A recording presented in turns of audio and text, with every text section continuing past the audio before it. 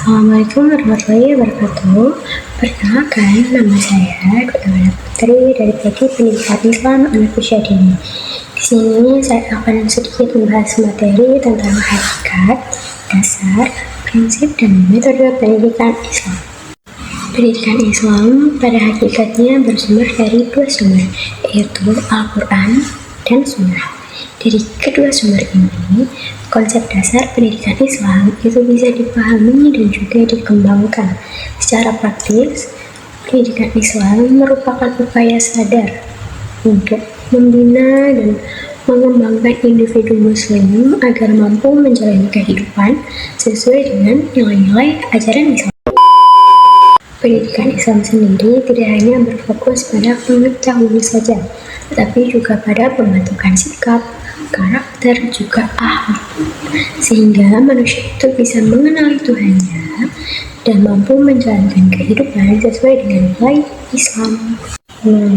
Sedangkan dasar utama dari ilmu pendidikan Islam adalah tauhid, yaitu keyakinan terhadap keesaan Allah.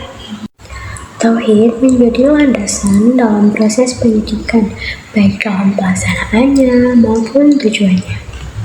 Selain bersumber dari Al-Quran dan Sunnah, pendidikan Islam juga didukung oleh sumber lain seperti ijma, ijtihad, dan nilai-nilai kemaslahatan umat yang tidak bertentangan dengan ajaran Islam.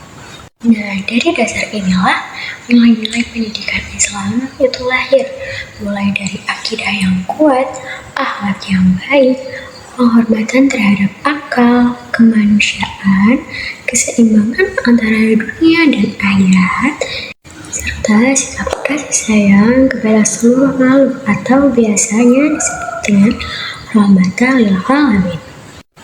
Dalam pelaksanaannya, pendidikan Islam itu berpegang pada beberapa prinsip penting. Yang pertama, pembiasaan, yaitu melakukan perilaku yang baik, di mana perilaku itu dilakukan dengan cara latihan secara terus-menerus. Yang kedua adalah bertahap, di mana proses pendidikan itu dilakukan secara perlahan dan sesuai dengan kemampuan peserta didiknya. Yang ketiga adalah menyeluruh, artinya pendidikan Islam itu mencakup perkembangan jasmani, emosi, akal, dan juga spiritual secara seimbang.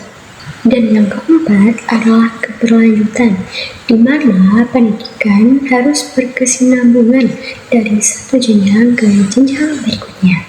Selain itu, pendidikan Islam juga memperhatikan kemampuan dan bakat peserta didik serta menghindari kekerasan dengan mengedepankan pemikiran yang dialogis dan pendekatan yang bijaksana. Nah, untuk mendukung prinsip-prinsip tersebut, pendidikan Islam juga menggunakan berbagai metode pembelajaran. Yang pertama, metode pembiasaan digunakan untuk menanamkan nilai-nilai kebaikan melalui praktik langsung dalam kehidupan sehari-harinya.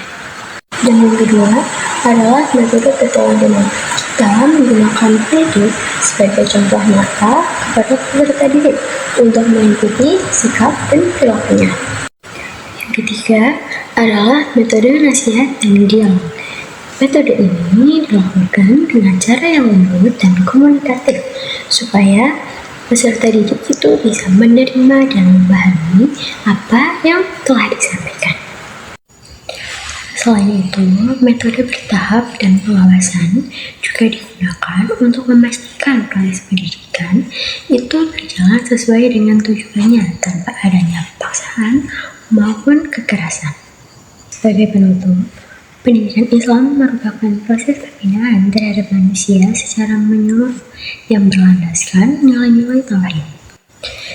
Dengan dasar yang kuat, prinsip yang tepat, dan metode yang sesuai, pendidikan Islam diharapkan mampu membentuk manusia yang beriman, berilmu, berakhlak, dan bermanfaat bagi diri sendiri, masyarakat, maupun seluruh alam.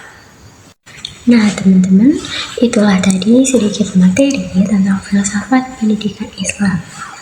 Terima kasih sudah menonton sampai selesai. Sampai jumpa.